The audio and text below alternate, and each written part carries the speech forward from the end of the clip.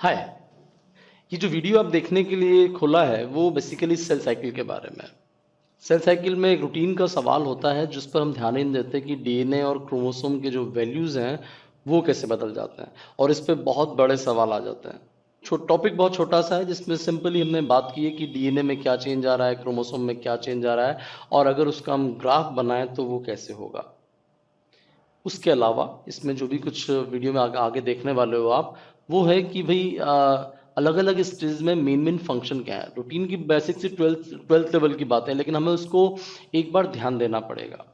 12 से 13 मिनट का जो वीडियो है ये सिर्फ आपको बताने के लिए कि हम एक्चुअली काम कैसे करते हैं। अगर इसका आपको प्रिंट लेना है तो डाउनलोड सेक्शन में जाइए और उसमें इसका प्रिंट लीजिए और हाथ में रख कर फिर आप इसको कीजिए। मैं एक चीज़ बहुत अच्छे से बता दूं कि आई गुरु जी की जो वीडियोस हैं ये असल में एक तरीका है कि एक बहुत लंबे समय वाला काम आप सबसे छोटे समय में कैसे करोगे। जो टाइम का शॉर्ट हमने किया है वो किया है कि आपका जो नोट्स लिखने का और हर चीज़ का डायग्राम बनाने का जो समय था उसको हमने कुछ कम किया है। कुछ कुछ लिखने के लिए भी हमने छोड़ा है कि जिससे कि आपका एक्चुअली मन लगा रहे और आपका हाथ और आपकी आंखें ठीक उसी जगह पर चलती रहे जहां पर आप पढ़ रहे हो।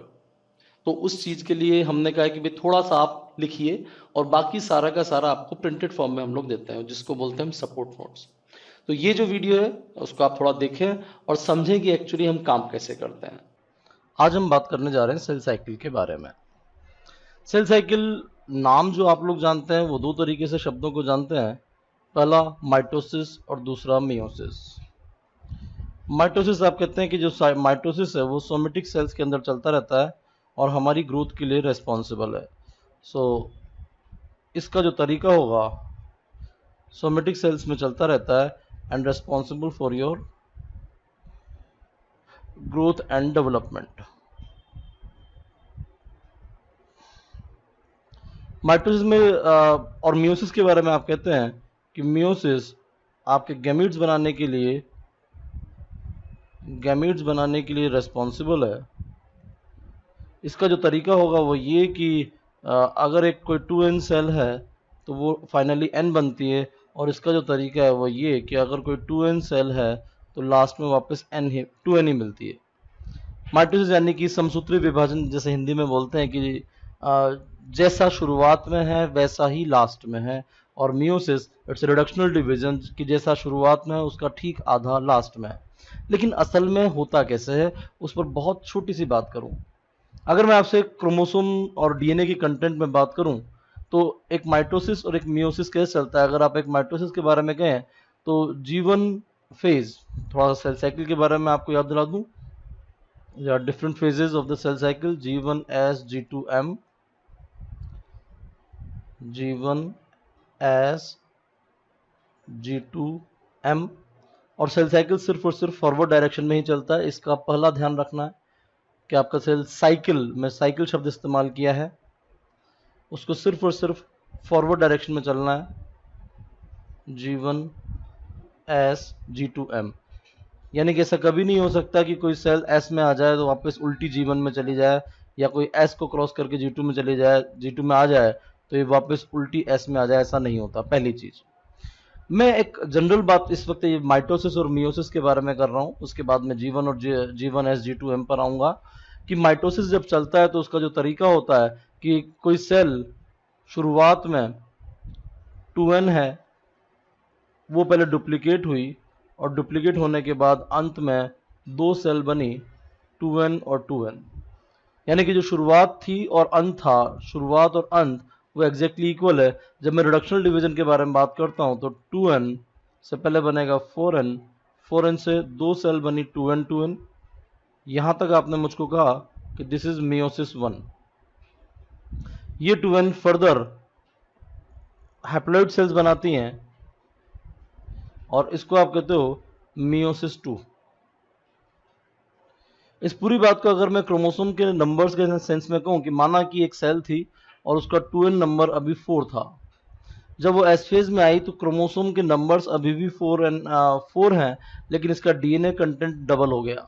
यानी कि शुरुआत में इसका जो डीएनए कंटेंट था वो 4 था, एस फेज में आके डीएनए कंटेंट डबल हुआ, और डीएनए कंटेंट डबल हुआ तो आपका सपोज दिस वाज 2n, तो यहाँ पर इसको कहा जाएगा कि दिस इज 4n।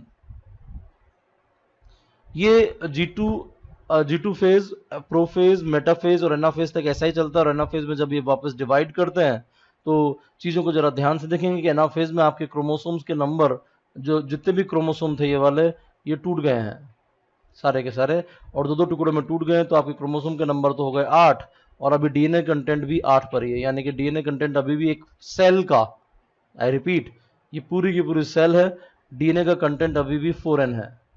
जब ये दो में डिवाइड हुई तो ये वाली सेल 2n बन गई और ये वाली सेल 2n बन गई, और हर एक सेल में 4+4 आपके क्रोमोसोम अरेंज हो गए, कि एक सेल में आपके क्रोमोसोम नंबर 4, दूसरी सेल में आपके क्रोमोसोम नंबर 4, और डीएनए का कंटेंट जो शुरुआत में था वही अंत में हो गया। तो ये 2n और 2n में डिवाइड हो गया, जैसा कि मैंने आपको यहां पर डिस्कस किया है। तो पहली जो बहुत माइन्यूट सी बात है माइटोसिस और मियोसिस में, वो आपको याद रखनी है कि जो डीएनए का कंटेंट है वो अंत में कितना है, एग्जैक्टली इक्वल है या उसका आधा हो रहा है। एग्जैक्टली इक्वल है तो अगर आप उस एग्जैक्टली इक्वल है तो आप उसको कहते हो माइटोसिस, और अगर वो कुछ आधा हो गया, एग्जैक्टली आधा हो गया, तो आप उसको बोलते हो मियोसिस। माइटोसिस और मियोसिस की छोटी सी बात हमने सबसे पहले सीखी। अगर एक सेल साइकिल की मैं ओवरव्यू लूं, एक सुपरफिशियली मैं उसको देखूं, तो उसको अलग अलग फेजेस में डिवाइड कर दो। सबसे पहली चीज बोलते हैं आप G0 फेज। G0 फेज असल में कुछ होता ही नहीं है। G0 फेज बेसिकली एक जीवन का ही एक वर्जन है जिसमें सेल G1 में अरेस्टेड कंडीशन में होती है। अरेस्टेड, या अच्छा शब्द बोलूंगा, stable condition in G1। Basically, it is waiting for a signal to proceed। आगे बढ़ने के लिए एक सिग्नल की इसको आवश्यकता होती है, तभी जाकर ये सेल साइकिल में आगे एंटर कर पाएगी। सेल साइकिल में आगे बढ़ने के लिए इसको एक सिग्नल की आवश्यकता होती है। जब हम जीवन के बारे में बात करते हैं तो ये जो सिग्नल है ये कुछ भी हो सकता है। ये हो सकता है कोई हार्मोन हो, ये कोई ग्रोथ फैक्टर हो, ये कोई दूसरा तरह का इंडक्शन हो, ये कोई टच हो, ये कुछ भी हो सकता है। तो बेसिकली G0 फेज में ये इंडक्शन तभी मिलेगा जब सराउंडिंग कंडीशंस मोस्ट फेवरेबल होंगी, और फेवरेबल कंडीशंस में ही वो सेल साइकिल चलेगा। तो ये जो आप बाकी की स्टेजेस हैं, this will B occurring under only favourable condition. Favourable conditions, और फेवरेबल कंडीशन की परिभाषा ध्यान रखना है कि the optimum nutrients, pH, salts etcetera, ये जो सराउंडिंग जो है इन द सराउंडिंग, तभी जाकर बाकी की जो कंडीशंस हैं ये चलेगी। अगर इनमें से चीजें फेवरेबल नहीं है तो सेल साइकिल वहीं पर अरेस्ट हो जाएगा, और इसी के लिए एक G1S चेक पॉइंट होता है। G1 फेज जो होता है ये आपकी ग्रोथ और डेवलपमेंट ऑफ सेल के बारे में बात करता है, जिसमें सेल अपने सारे सराउंडिंग्स में ये परसीव करती है कि एग्जैक्टली जो सराउंडिंग कंडीशंस हैं वो फेवरेबल है या नहीं है। अगर कंडीशन फेवरेबल है तो ये G1S का चेक पॉइंट क्रॉस हो जाएगा और सेल डीएनए को सिंथेसाइज करेगी, जहां पर हम बात करते हैं डुप्लीकेशन की, duplication of DNA as well as centriole. आगे जब हम चेक पॉइंट के बारे में बात करते हैं कि अगला जो G2 फेज है वो भी एक तरह का ग्रोथ फेज है। इसमें आपके सेल को डिवाइड करने की तैयारियां चलती है, और यहाँ पर एक और चेक पॉइंट वर्क करता है, that is called G2M check point. तो पहला चेक पॉइंट हो गया आपका G1S चेक पॉइंट, और दूसरा चेक पॉइंट हो गया आपका G2M चेक पॉइंट। जब सेल मेटाफेज में, एम फेज में एंटर करती है तो उसको हमने अलग अलग भागों में डिवाइड किया है। One is prophase and prometaphase, second is metaphase, then anaphase, then telophase and then cytokinesis। Prophase में क्रोमोसोम कंडेंस होगा, माइटोटिक स्पिंडल फॉर्म होंगे, और न्यूक्लियर एनवेलप डिसइंटीग्रेट होना जस्ट शुरू हो जाएगा। इसके अलावा स्पिंडल जो होंगे, माइक्रोट्यूबुल के स्पिंडल माइक्रोट्यूबुल्स जो होते हैं वो काइनेटोकोर, जो कि क्रोमोसोम के ऊपर, this is the assembly on chromosome centromere. ध्यान रहेंगे, सेंट्रोमियर नहीं होता काइनेटोकोर, काइनेटोकोर सेंट्रोमियर के ऊपर असेंबली होती है। अगली बात करते हैं मेटाफेज के बारे में। मेटाफेज में क्रोमोसोम अलाइन होते हैं मिड रीजन में या मिड प्लेट पे, और यहाँ पर स्पिंडल उसके बाद पूरी तरह से अटैच होते हैं, और यहाँ पर मेटाफेज चेक पॉइंट ऑपरेट करता है। एनाफेज में हम बात करते हैं सिस्टर क्रोमेटिड सेपरेट हो जाते हैं और इंडिविजुअल क्रोमोसोम जो होंगे वो अपने अपने पोल्स की तरफ माइग्रेट करते हैं।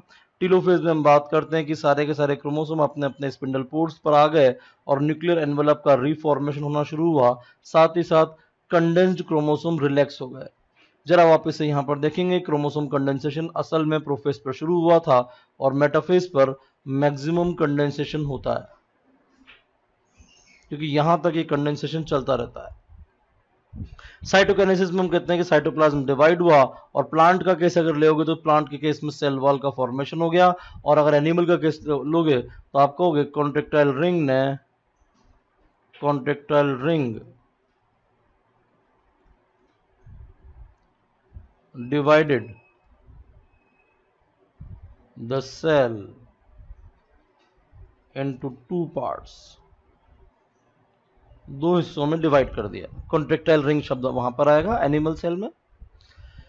छोटी छोटी सी बातें करूं मैं वापस से कि अगर आपका ड्यूरेशन में देखूं G1 G2 का, तो G1 को हम कहते हैं कि it's at the end of cytokinesis of the previous cell cycle, पिछले सेल साइकिल के साइटोकाइनेसिस के एंड पर होता है, और यहाँ पर ये एटीपी को स्टोर करने की कोशिश करता है।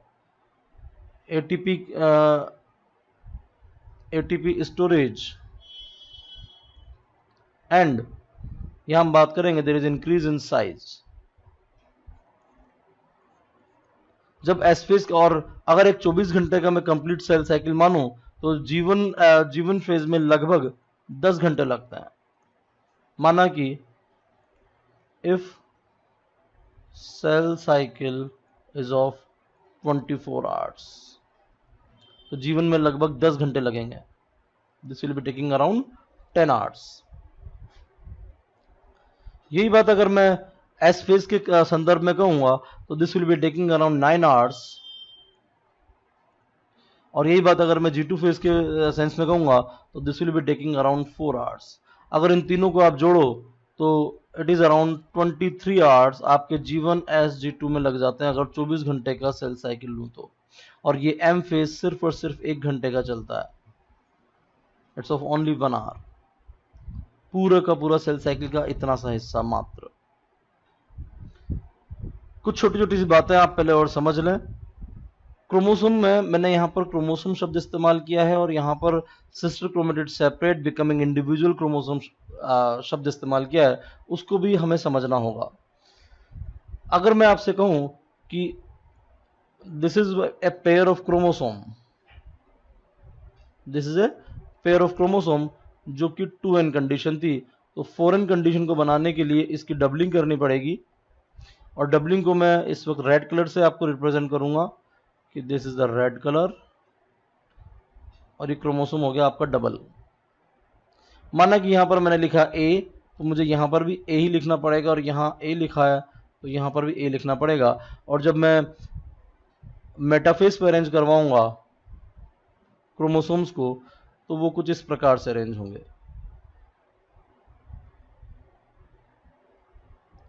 ठीक है, जब ये एनाफेज में जाएंगे, यानी कि अगला जो स्टेज बनाऊंगा मैं, तो एनाफेज में एक क्रोमोसोम जाएगा सपोज ऐसे, और दूसरा क्रोमोसोम गया सपोज ऐसे। मैंने जानबूझ के रंगों को अलग अलग किया है, और एक क्रोमोसोम जाएगा ऐसे और एक क्रोमोसोम जाएगा ऐसे, और बाद में दोनों पेयर कर जाएंगे। यहाँ सपोज मुझे A लिखना पड़ेगा तो यहाँ पर भी A लिखना पड़ेगा, ध्यान से देखें, क्योंकि मुझे दोनों सेल्स को बराबर बराबर बनाना है। यहाँ पर अगर मैं स्मॉल a लिख रहा हूँ तो यहाँ पर भी स्मॉल a लिखना पड़ेगा, और अंत में जब ये सेल्स बन जाएंगी तो कैपिटल A स्मॉल है, this is capital A small है, और ये सेल भी कैपिटल A स्मॉल है में कन्वर्ट हो चुकी होगी।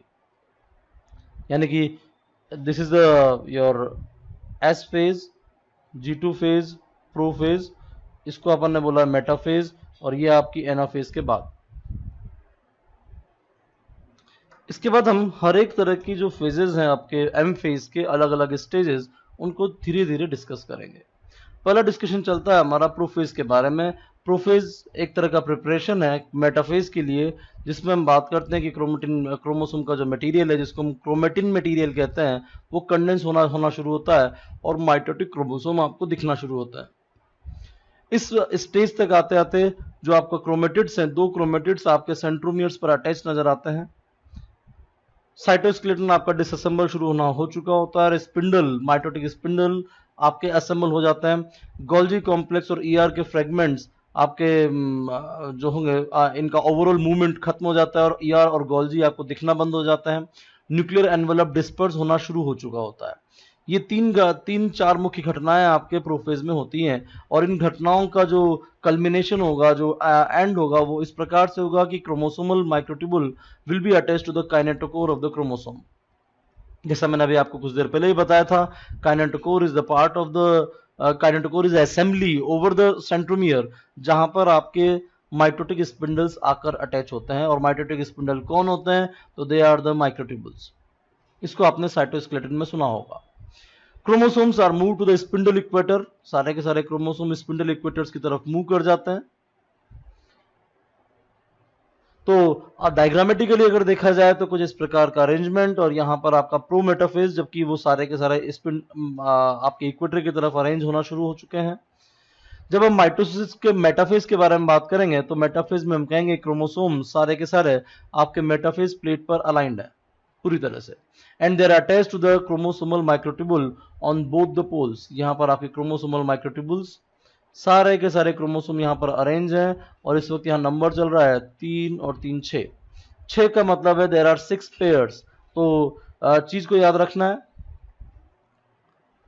उसके बाद हम गए कि जो अगली बात कर रहे हैं एनाफेज के बारे में, कि आपका जो सेंट्रोमियर है वो स्प्लिट हो गया और क्रोमेटिड आपके सेपरेट होकर अपने अपने पोल्स की तरफ चले गए। ये जो पूरी की पूरी सेल बनने वाली है, इसके बाद उसमें 3 इस तरह के पेयर बनने वाले हैं। ध्यान रहे इस चीज का। यहां पर ये जो सेल अगली बनेगी इसके बाद उसमें 3 इस तरह के पेयर बनने वाले हैं। Chromosome will be moving towards the opposite pole, और स्पिंडल पोल और दूर होना शुरू हो जाते हैं, क्योंकि अब सेल को सेपरेट करना है। सेल को सेपरेट करने की जो पूरी की पूरी प्रोसेस है वो टीलोफेज में शुरू होगी, कि क्रोमोसोम अपोजिट पोल्स के ऊपर क्लस्टर हो चुके होते हैं। क्रोमोसोम इसके बाद डिस्पर्स होना शुरू हो जाएंगे। न्यूक्लियर एनवेलप वापस से रीअसेंबल हो जाएगी अराउंड द क्रोमोसोमल क्लस्टर्स, और ईआर और गोल्जी वापस से रीफॉर्म होंगे और इनके बीच के वेसिकुलर मूवमेंट फिर से होना शुरू हो जाएंगे, और अंत में ये सेल तैयार हो जाएगी कि साइटोकाइनेसिस के बाद 2 डॉटर सेल्स बनाए। ये एक ओवरव्यू है सारे के सारे माइटोसिस का।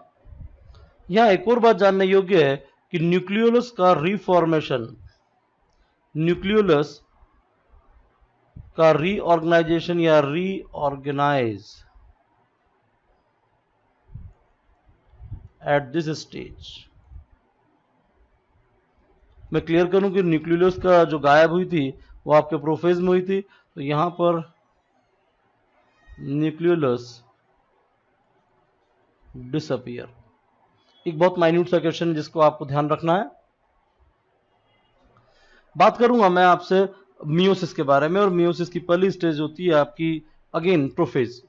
जो याद रखने वाली बात है वो ये कि मियोसिस आपका रिडक्शनल डिवीजन तो है ही है, साथ में इसमें रिकॉम्बिनेशन की संपूर्ण घटना घटित होती है, और यह रिकॉम्बिनेशन की घटना आपके प्रोफेज 1 ऑफ मियोसिस में होती है। प्रोफेज 1 की ये 5 स्टेजेस हैं जिनको याद करने का जो नेमोनिक हमने क्रिएट किया है वो है LZP DD। It is LZP DD। L for leptotene,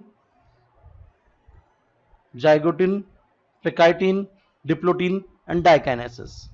सभी स्टेजेस के बारे में कुछ कुछ बातें आपको ध्यान रखनी चाहिए, कि जो आपका लेप्टोटिन सब स्टेज है उसमें ठीक वही घटनाएं घटती हैं जो कि आपके एक नॉर्मल प्रोफेज में घटती हैं। यहां पर आपका क्रोमोसोम डबल स्टैंडर्ड दिखना शुरू हो जाता है। तो in the leptotene this will be showing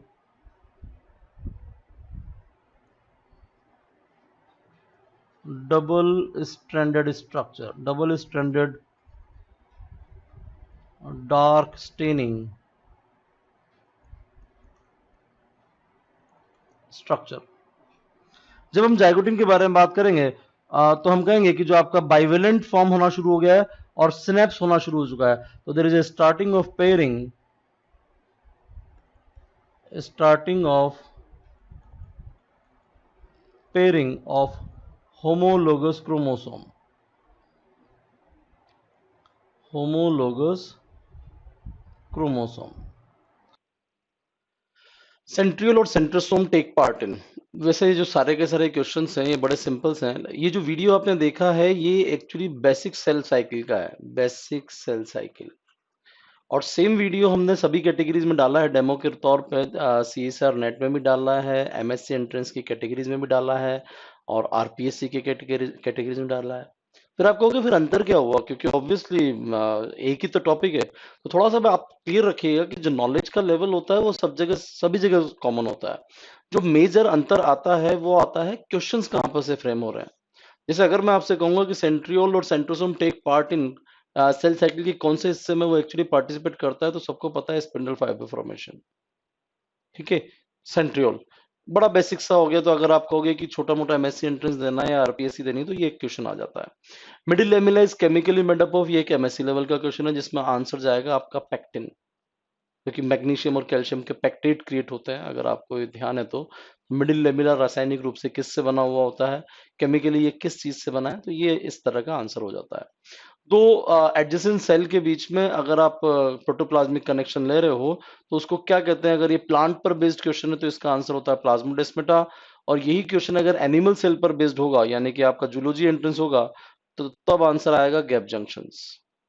और ये एंट्रेंस ये क्वेश्चन हो गया आपका टिपिकल MSc का, और RPSC में भी अच्छे लेवल का क्वेश्चन कहा जाता है। ठीक है, तो आई होप ये चीज आपको बड़ा आकर्षित करेगी इस चीज के लिए। After meiosis the number of chromosomes in a sperm cell is 6, that is your haploid number. What is the somatic chromosome number in the organism. Obviously आपको इसका दुगना करना है और कुछ भी नहीं करना है। बहुत सिंपल क्वेश्चन है, एक्सट्रीम इजी। फिर अगले वाले क्वेश्चन पर आए, crossing over during meiosis occur at 4 strand stage, जिसको कि आप LZPDD के संबंध में बोलते हो, LZPDD, leptotene, zygotene, pachytene, diplotene, diakinesis. ठीक है,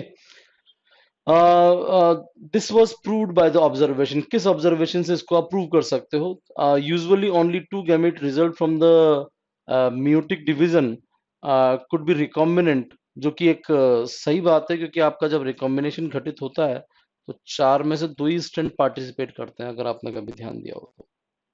ठीक है, ये बात तो सही है। Chiasmata are seen only at the 4 strand stage, यही बात सही है। Occasionally none of the 4 gamete result from the meiosis could be recombinant, ये भी ऑब्वियसली संभव नहीं है। दो तो आपके किसी गिवन क्रोमोसोम लोकस के लिए पेरेंटल होंगे ही होंगे। फेमस डेफिनेशन है कि जब 4 में से सिर्फ 2 ही पार्टिसिपेट कर रहे हैं गिवन लोकस के लिए, तो 2 हमेशा पेरेंटल होंगे ही होंगे।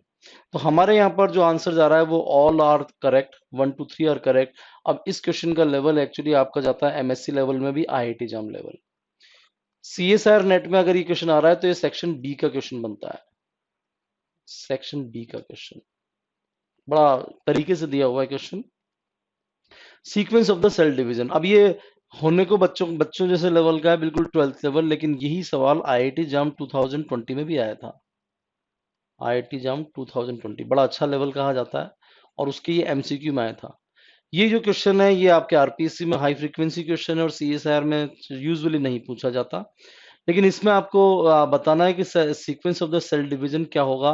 Prophase, metaphase, anaphase, telophase, simple सी बात है। हम तीसरे को उठाएंगे जो कि यहाँ जा रहा है। 4 cells derived from the meiosis in a normal diploid organism differ among themselves only in the following। किस संदर्भ में वो एक दूसरे से डिफरेंट होंगी, कि अगर एक सामान्य द्विगुणित जीव में अर्धसूत्री विभाजन से निकाली गई 4 कोशिकाएं एक दूसरे से आपको अलग रखनी, तो किस मामले में वो अलग होंगी। नंबर ऑफ क्रोमोसोम हो ही नहीं सकता, सेम होगा।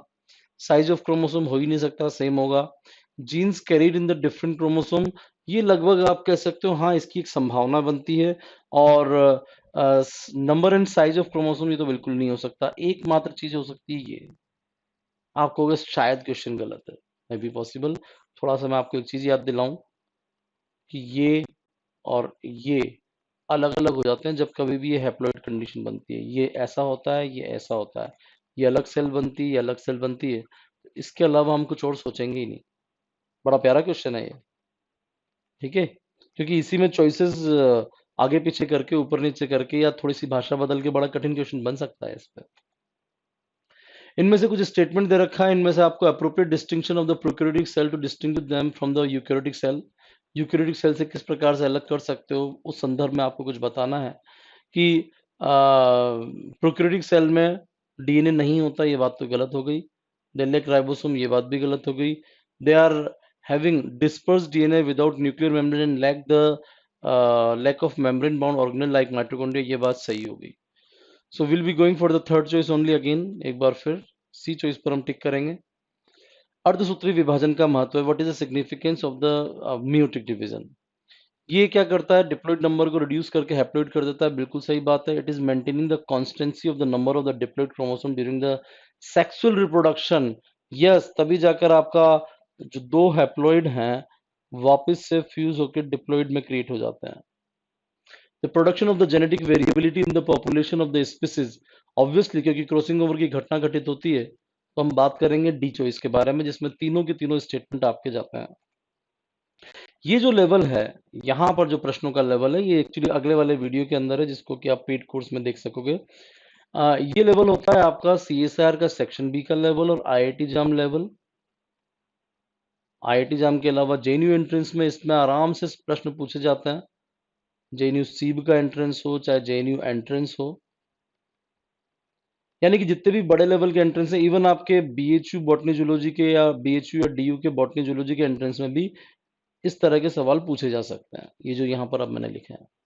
Catalytic subunit of the MPF, MPF क्या होता है, हेटेरोडाइमर होता है, साइक्लिन एंड सीडीके का। इनमें से सीडीके कौन सा वाला है, कैटालिटिक सब यूनिट, यानी कि बेसिकली सीडीके कौन सा वाला है, नाम खुद ही कह रहा है ये, ठीक है।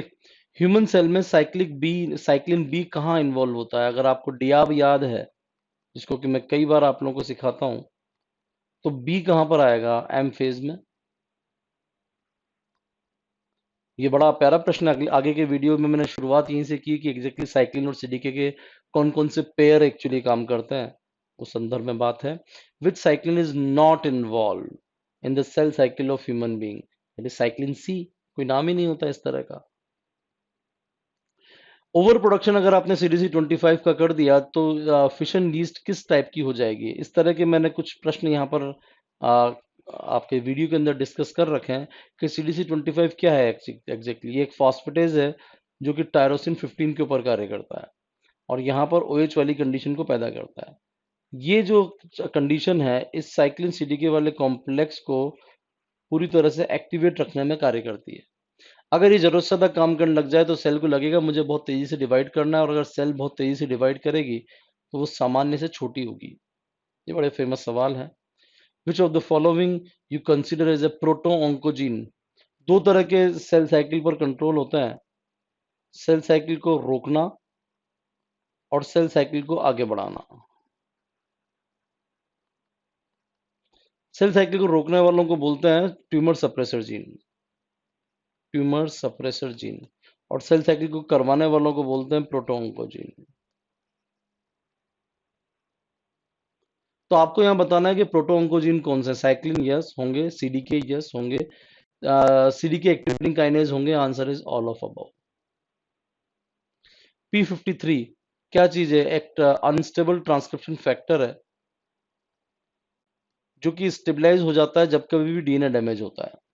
अब डीएनए डैमेज होने का डिपेंड करता है डीएनए डैमेज किस लेवल का हुआ है। छोटा मोटा डीएनए डैमेज हुआ है तो डीएनए रिपेयर रिलेटेड एंजाइम्स को एक्टिवेट करेगा, लेकिन अगर बड़ा भारी डीएनए डैमेज हुआ है तो वो अपोप्टोसिस को इंड्यूस करेगा और सेल साइकिल अरेस्ट तो करेगा ही करेगा। तो will be going for the answer number D.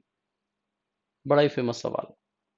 इस तरह के सवालों के साथ एक्चुअली आप रूबरू होंगे जो आगे का वीडियो है, आगे के वीडियो नंबर 1 2 3 4 5 6, अगर आप आईआईटी जाम में हैं, और आरपीएससी में लेवल आपका यहीं पर खत्म हो जाता है।